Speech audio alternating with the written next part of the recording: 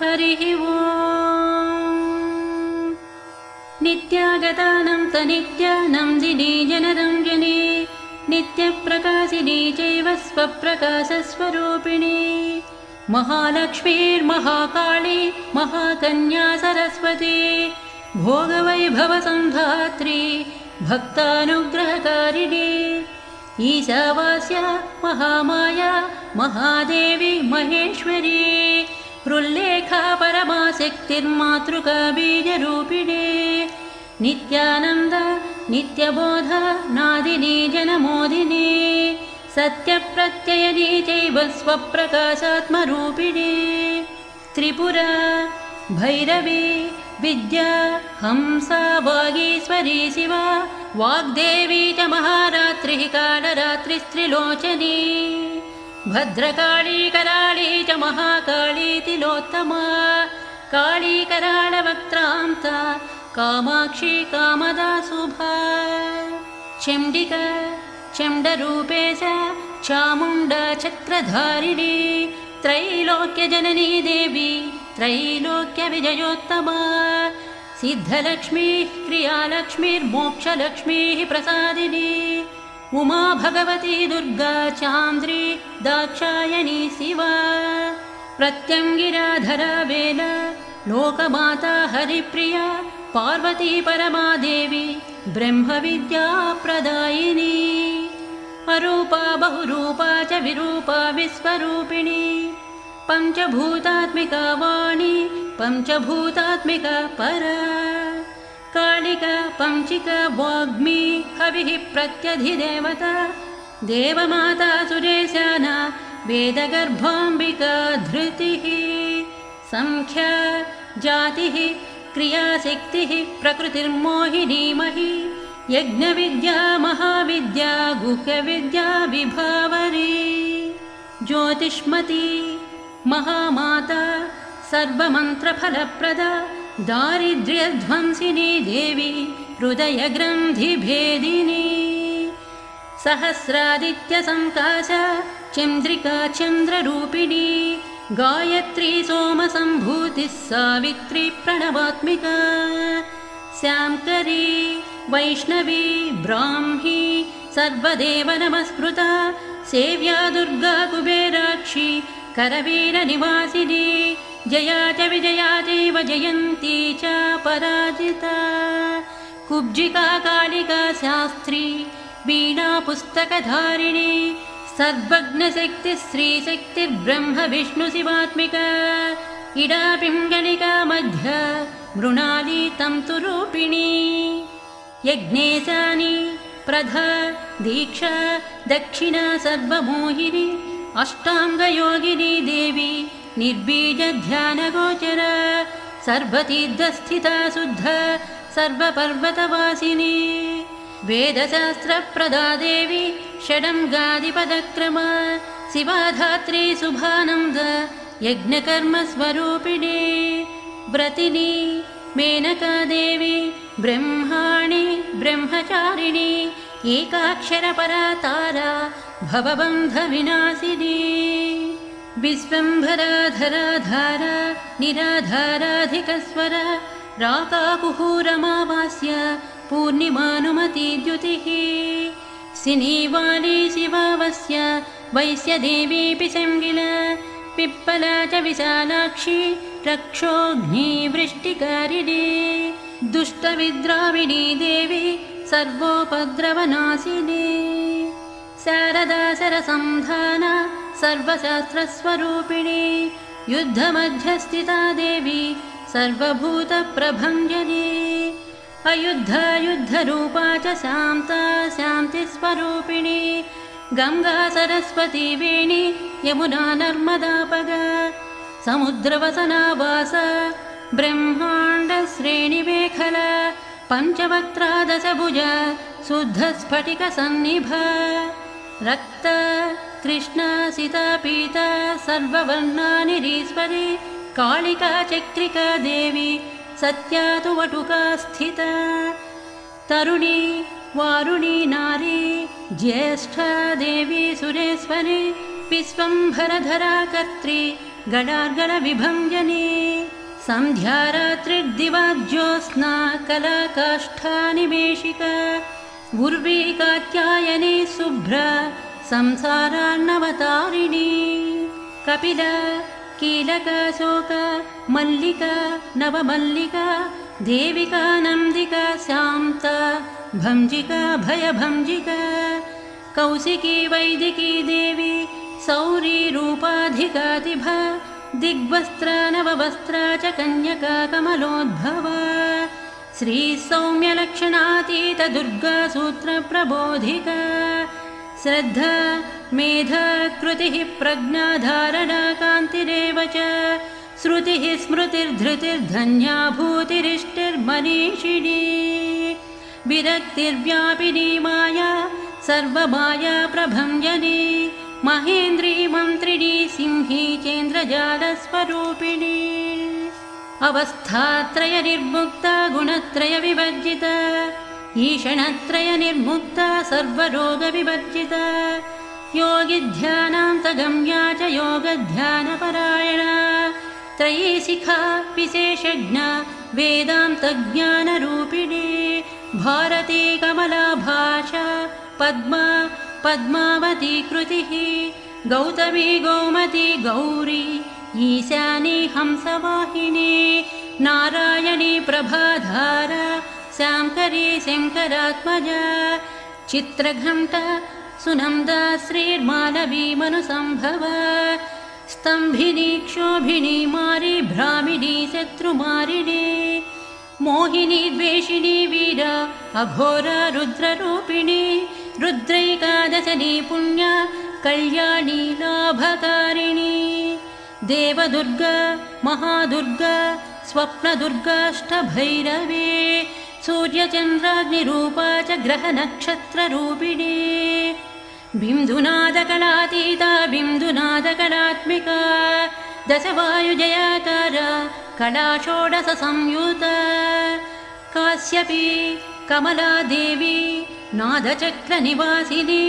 मृडाधारा स्थिरा गुह्या देविका चक्ररूपिणी अविद्या शार्वरी भुञ्जा जम्भासुरनिवर्तिनी श्रीकाया श्रीकला शुभ्रा कर्मनिर्मूलकारिणी आदिलक्ष्मीर्गुणाधारा पञ्चब्रह्मात्मिका परा श्रुतिर्ब्रह्ममुखावासा सर्वसम्पत्तिरूपिणी मृतसञ्जीविनी मैत्री कामिनी कामवर्जिता निर्वाणमार्गदा देवी हंसिनी कालिका क्षमा सपर्यागुणिनी भिन्ना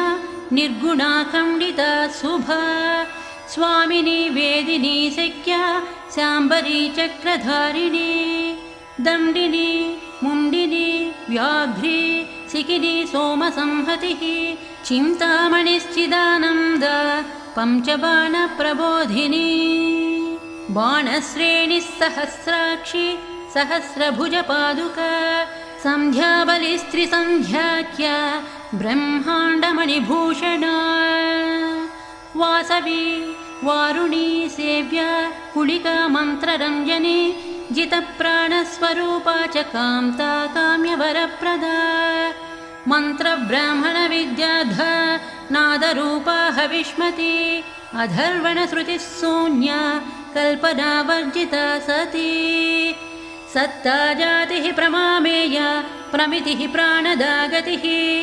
अपर्णा पञ्चवर्णा च सर्वदा भुवनेश्वरी त्रैलोक्यमोहिनी विद्या सर्वभर्त्री क्षराक्षरा हिरण्यवर्णा हरिणी सर्वोपद्रवनाशिनी कैवल्यपदवीरेखा सूर्यमण्डलसंस्थिता सोममण्डलमध्यस्था वह्निमण्डलसंस्थिता वायुमण्डलमध्यस्था व्योममण्डलसंस्थिता चक्रिका चक्रमध्यस्था चक्रमार्गप्रवर्तिनी कोकिलाकुलचक्रेशा पक्षतिः पङ्क्तिपावनी सर्वसिद्धान्तमार्गस्था षड्वर्णावरवर्जिता शतरुद्रहरा हन्त्री सर्वसंहारकारिणी पुरुषा पौरुषी तुष्टिः सर्वतन्त्रप्रसूतिका अर्धनारीश्वरी देवी सर्वविद्याप्रदायिनी भार्गवी आयुषी विद्या सर्वोपनिषदा स्थिता व्योमकेशाखिलप्राणा पञ्चकोशविलक्षणा पञ्चकोशात्मिका प्रत्यक् पञ्चब्रह्मात्मिका शिवा जगज्जराजनित्री च पञ्चकर्मप्रसूतिका वाग्देव्याभरणाकारा सर्वकाम्यस्थिता स्थितिः अष्टादशचतुष्षष्टिपीठिका विद्ययायुता कालिकाकर्षणश्यामा यक्षिणी किन्नरेश्वरी केतकी मल्लिकाशोका वाराही धरणिध्रुवा नारसिंही महोग्रास्य भक्तानामार्तिनाशिनी अन्तर्बला स्थिरा लक्ष्मीर्जरामरणनाशिनी श्रीरञ्जिता महाकाया सोमसूर्याग्निलोचना अदितिर्देवमाता च अष्टपुत्राष्टयोगिनी अष्टप्रकृतिरष्टाष्टविभ्राजद्विकृताकृतिः दुर्भिक्षध्वंसिनी देवी सीता सत्या च रुक्मिणी ख्यातिजा भार्गवी देवी देवयोनिस्तपस्विनी शाकम्भरी महाशोणा गरुडोपरि संस्थिता सिंहगा व्याघ्रगा देवी वायुगा च महाद्रिगा अकारादिक्षकारान्तः सर्वविद्याधिदेवता मन्त्रव्याख्याननिपुणा ज्योतिश्शास्त्रैकलोचना इडा पिङ्गलिका मध्यसुषुम्ना ग्रन्थिभेदिनी कालचक्राश्रयोपेता कालचक्रस्वरूपिणी वैशारदी मतिश्रेष्ठ वरिष्ठ सर्वदीपिका वैनायकी वरारोहा श्रोणी वेला बहिर्वलिः जम्भिनी जृम्भिनी जृम्भकारिणी गणकारिका शरणी चक्रिकानन्ता सर्वव्याधिचिकित्सकी देवकी देवसंकाश वारिधिः करुणाकरा सर्वरी सर्वसम्पन्ना सर्वपापप्रभञ्जनी एकमात्रा द्विमात्रा च त्रिमात्रा च तथा परा अर्धमात्रा परा सूक्ष्मा सूक्ष्मार्धार्धपरा परा एकवीर विशेषाख्या षष्ठीदेवी मनस्विनी नैष्कर्म्या निष्कला लोका ज्ञानकर्माधिका गुणा सबन्ध्वानन्दसन्दोह व्योमाकारा निरूपिता गद्यपद्यात्मिका वाणी सर्वालङ्कारसंयुता साधुबन्धपदन्यास सर्वौकाघटिकावलिः षट्कर्मी कर्कशाकारा सर्वकर्मविवर्जिता आदित्यवर्णा चापन्ना कामिनी वररूपिणी ब्रह्माणी ब्रह्मसन्ताना वेदवागीश्वरी शिवा पुराणन्यायमीमांसा धर्मशास्त्रागमश्रुता सद्यो वेदवती सर्वा हंसी विद्याधिदेवता विश्वेश्वरी जगद्धात्री विश्वनिर्माणकारिणी वैदिकी वेदरूपा च कालिका कालरूपिणी नारायणी महादेवी सर्वतत्त्वप्रवर्तिनी हिरण्यवर्णरूपा च हिरण्यपदसम्भवा कैवल्यपदवी पुण्या कैवल्यज्ञानलक्षिता ब्रह्मसम्पत्तिरूपा च ब्रह्मसम्पत्तिकारिणी वारुणी वारुणाराध्या सर्वकर्मप्रवर्तिनी एकाक्षरपरायुक्ता सर्वदारिद्र्यभञ्जनी पाशाङ्कुशान्विता दिव्या वीणा व्याख्याक्षसूत्रभृत् एकमूर्तिस्त्रयी मूर्तिर्मधुकैटभञ्जनी सांख्यवती ज्वाला ज्वलन्ती कामरूपिणी जाग्रती सर्वसम्पत्तिः सुषुप्ता स्वेष्टदायिनी कपालिनी महादंष्ट्रा भ्रुकुटी कुटिलानना सर्वावासा सुवासा च बृहत्सृष्टिश्च साक्वरी छन्दो गणप्रतिष्ठा च कल्माषी करुणात्मिका चक्षुष्मती महाघोष खड्गजन्मधरासिनिः शिल्पवैचित्र्यविद्योता सर्वतो भद्रवासिनी अचिन्त्यलक्षणाकारा सूत्रभाष्यनिबन्धना सर्ववेदार्थसम्पत्ति सर्वशास्त्रार्थमातृका अकारादिक्षकारान्तः सर्ववर्णकृतस्थला सर्वलक्ष्मी सदानन्दा सारविद्या सदाशिवा सर्वज्ञा सर्वशक्तिश्च खेचरी रूपगोश्रिता अणिमादिगुणोपेता पराकाष्ठा परागतिः हंसयुक्तविमानस्था हंसारूढा शशिप्रभा भवानी वासनाशक्तिराकृतिस्थाखिलाखिला तन्त्रहेतुर्विचित्राङ्गी व्योमगङ्गा विनोदिनी वर्षा च वार्षिका चैव ऋग्यजुस्सामरूपिणी महानदी नदी पुण्यागण्य पुण्यगुणक्रिया समाधिगतलभ्यार्धा श्रोतव्या स्वप्रिया घृणा नामाक्षरपरा देवी ह्युपसर्गनखांचिता निपातोरुद्वयी जङ्घा मातृका मन्त्ररूपिणी आसीना च शयना च तिष्ठन्ती धावनाधिका लक्षलक्षणयोगाढ्या ताद्रूप्यगणनाकृतिः एकरूपानेकरूपा सेन्दुरूपा सदाकृतिः समासतद्धिताकारा विभक्तिवचनात्मिका स्वाहाकारा स्वधाकारा श्रीप्रत्यर्धाङ्गनन्दिनी गम्भीरा गहना गुह्या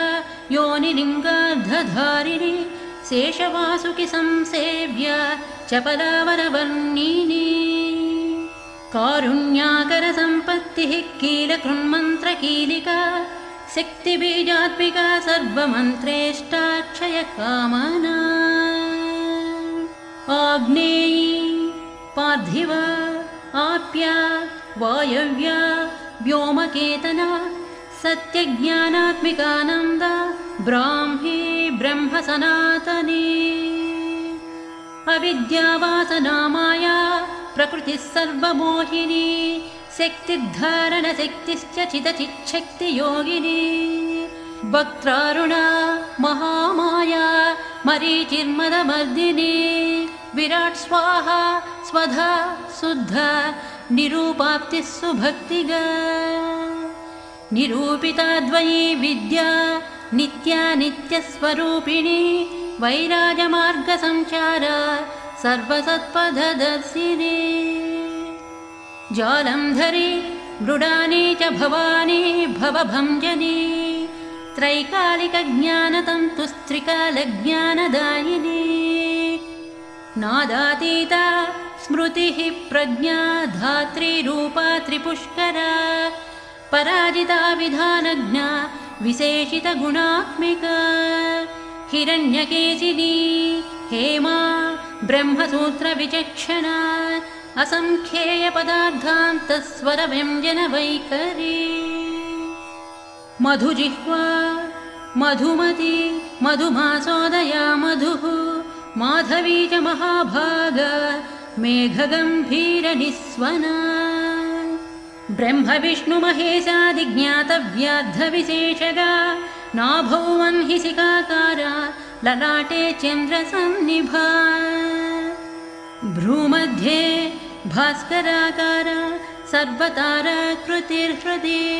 कृत्तिकादिभरण्यन्तनक्षत्रेश्चर्चितोदया ग्रहविद्यात्मिका ज्योतिर्ज्योतिर्विस्मृतिजीविका ब्रह्माण्डगर्भिणी बाला सप्तावरणदेवता वैराज्योत्तमसाम्राज्या कुमारकुशलोदया बगला भ्रमराम्बा च शिवदूती शिवात्मिका मेरुविन्ध्यादिसंस्थाना काश्मीरपुरवासिनी योगनिद्रा महानिद्रा विनिद्रा राक्षसाश्रिता सुवर्णदा महागङ्गा पञ्चाख्या पञ्चसंहतिः सुप्रजाता सुवीर्या च सुपोषा सुपतिः शिवा सुगृहा रक्तबीजान्ता हतकन्दर्पजीविका समुद्रव्योममध्यस्था समबिन्दुसमाश्रया सौभाग्यरसजीवातुः सारासारविवेकदृक् त्रिवल्यादिसुपुष्ठाङ्गा भारती भरताश्रिता नादब्रह्ममयी विद्या ज्ञानब्रह्ममयी परा ब्रह्मनाडीनिरुक्तिश्च ब्रह्मकैवल्यसाधना कालकेयमहोदारवीर्यविक्रमरूपिणी बडभाग्निशिखावक्त्रा महाकबलतर्पणा महाभूता महादर्पा महासारा महाक्रतुः पञ्चभूता महाग्रासा पञ्चभूताधिदेवता सर्वप्रमाणा सम्पत्तिः सर्वरोगप्रतिक्रिया ब्रह्माण्डान्तर्बहिर्व्याप्ता विष्णुवक्षो विभूषिणी श्यामकरी विधिवक्त्रस्थ प्रवरावरहेतुकी हेममाला शिखामाला त्रिशिखा पञ्चलोचना सर्वागमसदाचारमर्यादाया तु भञ्जनी पुण्यश्लोकप्रबन्धाढ्या सर्वान्तर्यामिरूपिणी सामगानसमाराध्या श्रोतृकन्नरसायना जीवलोकैकजीवातुर्भद्रोदारविलोकना तटित्कोटिलसत्कान्तिस्तरुणी हरिसुन्दरी मीननेत्राक्षसीन्द्राक्षी विशालाक्षी सुमङ्गला सर्वमङ्गलसम्पन्ना साक्षान् मङ्गलदेवता देहहृद्दीपिका दीप्तिर्जिह्वा पापप्रणाशिनी अर्धचन्द्रोल्लसध्वंष्ट्रा यज्ञवाटिविरासिनी महादुर्गा महोत्साहा महादेवबलोदया डाकिनीढ्या स्याकिनीढ्या हाकिनीढ्या समस्तजुट निरङ्कुशानाकिवन्द्या षडाधाराधिदेवता भुवनज्ञाननिःश्रेणिर्भुवनाकारवल्लरी शाश्वती शाश्वताकारा लोकानुग्रहकारिणी सारसी मानसी हंसी हंसलोकप्रदायिनी चिन्मुद्रालङ्कृतकरा कोटिसूर्यसमप्रभा सुखप्राणिशिरोरेखा सदसदृष्टप्रदायिनी सर्वसांकर्यदोषघ्नि ग्रहोपद्रवनाशिनी क्षुद्रजन्तुभयग्नी च विषरोगादिभञ्जनी सदा शान्ता सदा शुद्धा गृहच्छिद्रनिवारिणी कलिदोषप्रशमनी कोलाहलपुरस्थिता गौरी लाक्षणिकी मुख्या जघन्याकृतिवर्जिता मायाविद्या मूलभूता वासवी विष्णुचेतना वादिनी वसुरूपा च वसुरत्नपरिच्छदा छान्दसी चन्द्रहृदया मन्त्रस्वच्छन्दभैरवी वनमाला वैजयन्ती पञ्चदिव्यायुधात्मिका पीताम्बरमयी चञ्चत्कौस्तुभा हरिकामिनी नित्या तद्ध्या रमा रामा रमणी मृत्युभञ्जनी ज्येष्ठा काष्ठा धनिष्ठान्ता शराङ्गी निर्गुणप्रिया मैत्रेया मित्रविन्दा च शेषकलाशया वाराणसी वासलभ्याचार्यावर्तजनस्तुता जगदुत्पत्तिसंस्थानसंहारत्रयकारणा त्वमम्ब विष्णुसर्वस्वं नमस्तेऽस्तु महेश्वरी नमस्ते सर्वलोकानां जनन्यै पुण्यमूर्तये सिद्धलक्ष्मीर्महाकाली महालक्ष्मीर्नमोऽस्तु ते सद्यो जातादिपञ्चाग्निरूपा पञ्चकपञ्चिका यन्त्रलक्ष्मीर्भवत्यादिराध्याद्येते नमो नमः सृष्ट्यादिकारणाकारवितते दोषवर्जिते जगल्लक्ष्मीर्जगन्मातर्विष्णुपत्नी नमोऽस्तु ते नवकोटिमहाशक्तिसमुपास्य पदाम्बुजे कनकसौवर्णरत्नाढ्य सर्वाभरणभूषिते अनन्तनित्यमहिषी प्रपञ्चेश्वरनायकी अत्युच्छ्रितपदान्तस्थे परमव्योमनायकी नागपृष्ठगताराध्ये विष्णुलोकविलासिनी वैकुण्ठराजमहिषी श्रीरङ्गनगराश्रित रङ्गनायकि भूपुत्री कृष्णे वरदवल्लभे कोटिब्रह्माण्डादिसंसेव्ये कोटिरुद्रादिकीर्तिते मातुलुङ्गमयं खेटुं सौवर्णचषकं तथा पद्मद्वयं पूर्णकुम्भं कीरं च वरदाभये पाशमङ्कुशं शङ्खं च चक्रं शूलं कृपाणिका धनुर्बाणौ चाक्षमालां चिन्मुद्रामपि बिभ्रति अष्टादशभुजे लक्ष्मीर्महाष्टादशपीठगे भूनीलादिसंसेव्ये च स्वामि चित्तानुवर्तिनि पद्मे पद्मालये पद्मे पूर्णकुम्भाभिषेचिते इन्दिरेन्दिराभाक्षि क्षीरसागरकन्यके भार्गवी त्वं स्वतन्त्रेच्छ वशीकृतजगत्पतिः मङ्गलं मङ्गलानां त्वं देवतानां च देवता त्वमुत्तमोत्तमानां च त्वं श्रेयः परमामृतं धनधान्याभिवृद्धिश्च सार्वभौमसुखोच्छ्रय आन्दोलिकादिसौभाग्य मत्ते भाति महोदय पुत्रपौत्राभिवृद्धिश्च विद्याभोगबलाधिकम् आयुरारोग्यसम्पत्तिरष्टैश्वर्यं त्वमेव हि परमेशविभूतिश्च सूक्ष्मतरा गतिः सदयापाङ्गसंदत्तब्रह्मेन्द्रादिपदस्थितिः अव्याहतमहाभाग्यं त्वमेवाक्षोभ्यविक्रमा समन्वया च वेदानामविरोधा त्वमेव हि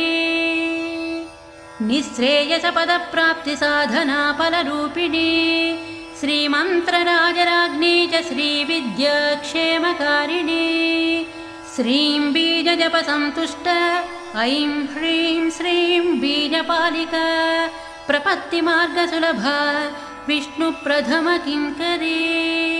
क्लींकाराद्धसवित्री च सौमङ्गल्याधिदेवता श्रीषोडशाक्षरी विद्या श्रीयन्त्रपुरवासिनी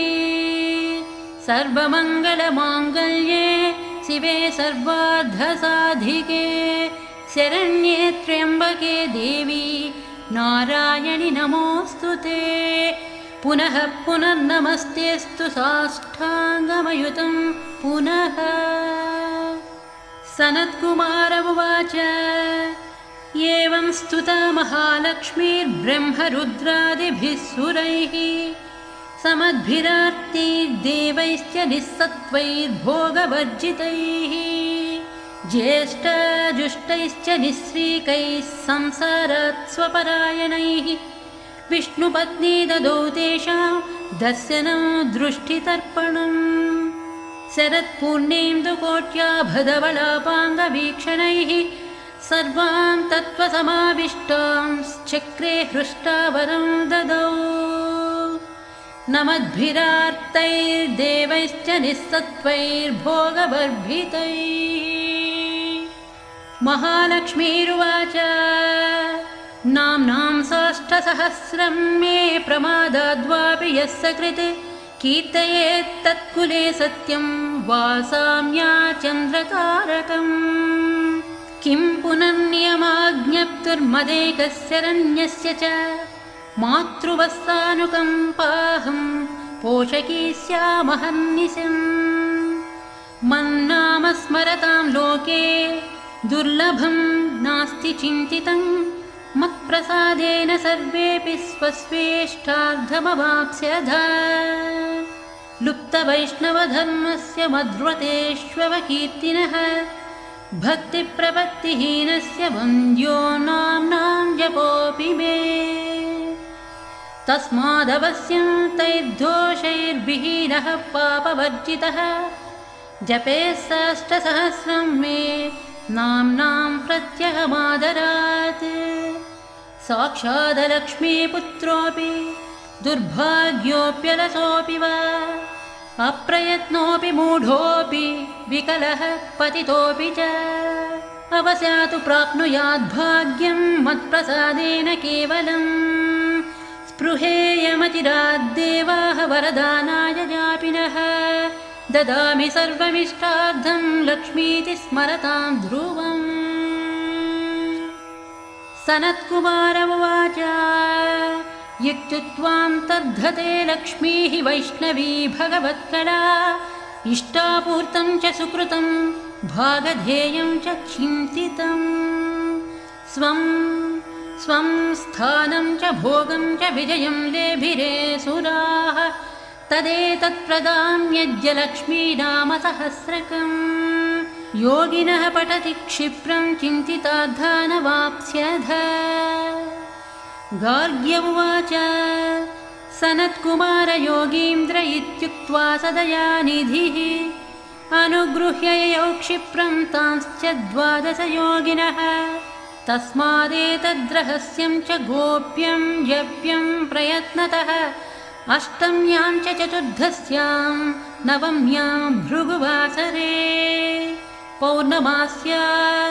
ममायां च सर्वकाले विशेषतः जपेद्वा नित्यकार्येषु सर्वान् कामानवाप्नुयात्